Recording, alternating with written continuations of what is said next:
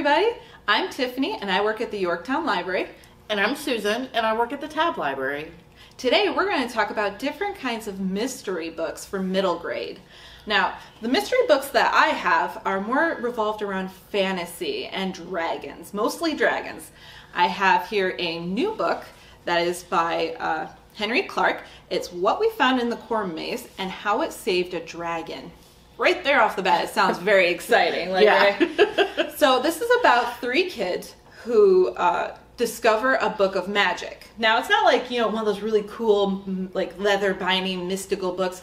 It's a binder that one of the girls finds in a locker full of magic spells. It's kind of disappointing. But it's really cool, like it's a book of magic, but at the same time, the spells are a bit disappointing too. There's two issues. One, the spells are kind of boring, as the kids say, because they're household chores kind of spells.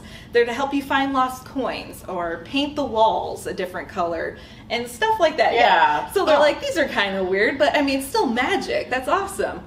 But the second problem is that you have to find the exact magic hour.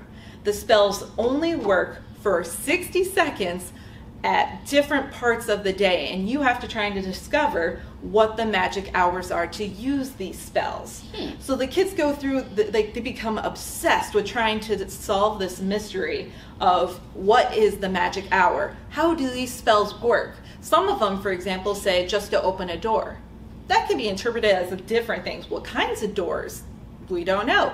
Well, they find out the hard way when they try one of their door opening spells and open up a door to a completely different magical world where there are dragons.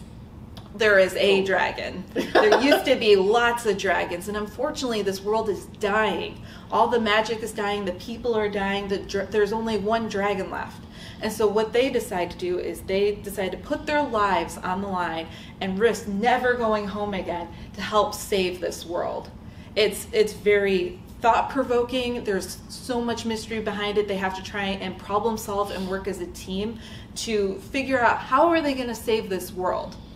I will say that it is more for kids who like to try and solve puzzles like that, and kids who like goofy books too. There's one character in particular, Drew, who is hilarious. He always has something smart to say, and it makes it a very uplifting moment in this book that can be kind of sad and emotional because they're trying to save these people and these creatures. So it is a very good book. You want to make sure to really focus on what the vocabulary they use for their in the new magical world, though, because it's very different from our own. So even though it is kind of goofy and fun, it is very thought-provoking. So it's a new book at the Yorktown Library, but you can get it at both libraries. It's a really great read. My second book is fantastic. As soon as I read this book, I figured out why everybody got hooked. This book is a series, Wings of Fire, and the first one is the Dragonette Prophecy. This is by Tui Sutherland. This series has been around for years, and it's never died in popularity. It has not died in popularity. It's still a book that I have it right now, and I have it on hold, or somebody else has it on hold, so I need to quickly finish reading this book. I'm only a little ways into the book, and I can already say that I can't put it down. The prologue alone, I was like, I need to know more about this book. It's about 5 dragonettes that were kidnapped as eggs and hidden in a cave to one day fulfill this prophecy that will end a giant war that's happening between 7 different dragon clans. What's really cool is that you don't just, they're all just regular dragons. Each and every clan is a different kind of dragon. And it gives you these detailed accounts about what they're like, why they're all fighting. And it's just this big, scary war. Yeah. It's actually quite emotional, but there's a lot of action with the fighting and the war and the trying to escape. It's just a lot of fun.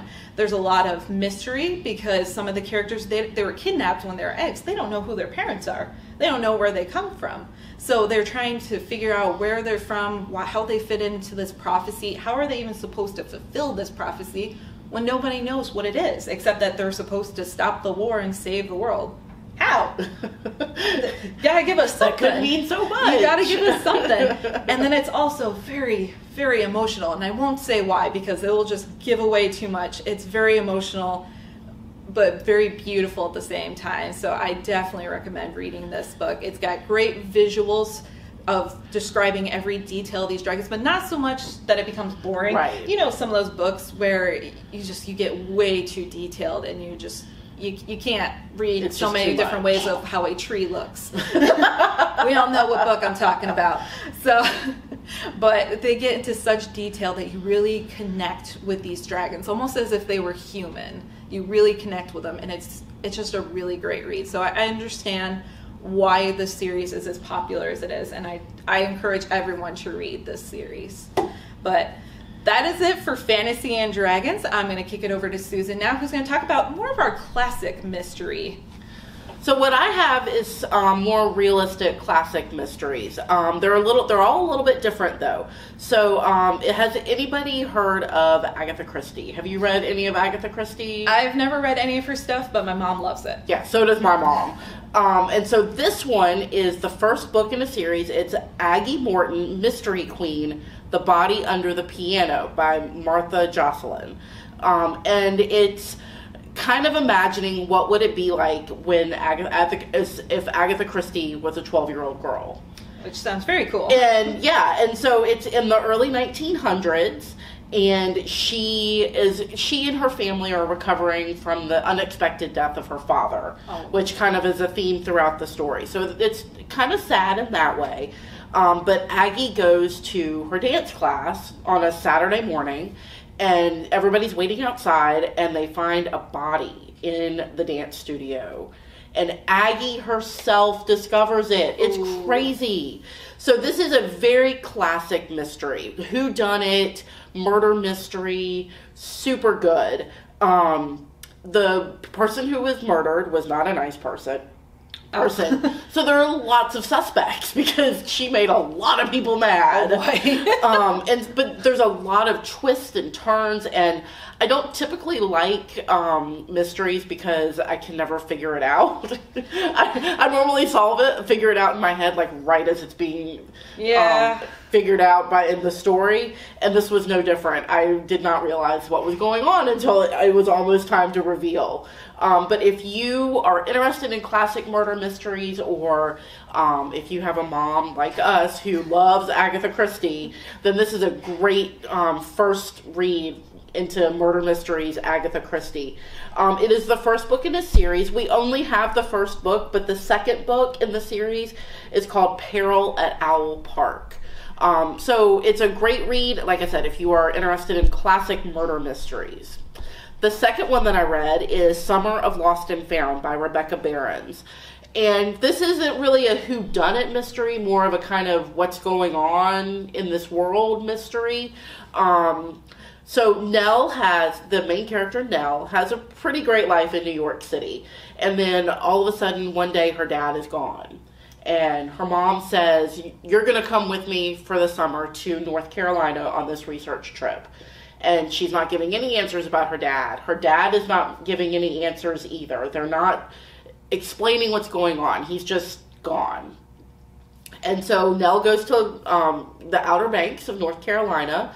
And I do love a story that has local influences. They fly into the Norfolk airport and they go to a place that you're pretty sure is Duck Donuts, which if you've ever had Duck Donuts, then it's really good.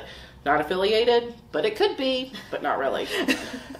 So when Nell gets to Roanoke, to the Outer Banks, she meets a friend named Ambrose, and she also meets a frenemy named Lila. She immediately makes a frenemy, which is kind of funny.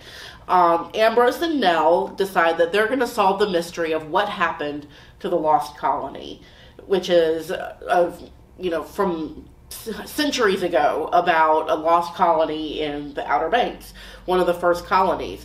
So it's this one, I can't say too much more about it because otherwise it gives away too much of the story, like typical mysteries. But if you like a book that has familiar places, if you are interested in the Lost Colony, then this is a great read for you.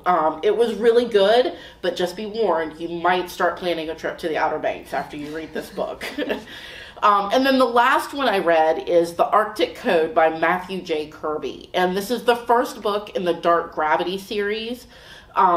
In this one, climate change has dramatically changed the Earth, and a new ice age has taken over. The ice sheet has gradually made its way down to where even Phoenix, typically one of the hottest places in the United States, has snowy days. So, and the Arctic is not a place that you want to go. Well, the main character, Eleanor, gets a series of mysterious messages from her mom, who is working in the Arctic, and then suddenly the messages stop. And Eleanor decides that she's going to go to the Arctic and rescue her mom. She's going to go find her on her own. So I can't, this is another one. I can't tell you too much about it because the mystery is there's so many great twists and turns, and it took me a little while to get into this one, I will admit. But once I got to a certain point, I just could not stop reading it, and it goes very fast. It's a fast-paced thriller that has it all. Corporate bad guys, a sinister plot, and unexpected help at just the right moment. If you've read Percy Jackson or the Seven Wonders series and you're looking for a new series to start, then this is a great one to try. You won't regret it. As I say, I'm hanging on your every word for all these stories, so they sound really good. I'm literally like, what happened? These sound like really awesome stories. I think we just might need to swap. Yes, I think that's probably a good idea. But did you have anything else to tell our viewers? No, I don't think so. Just to make sure that you subscribe to Instagram and our YouTube channel for even more great content from the York County Public Library. All right, bye.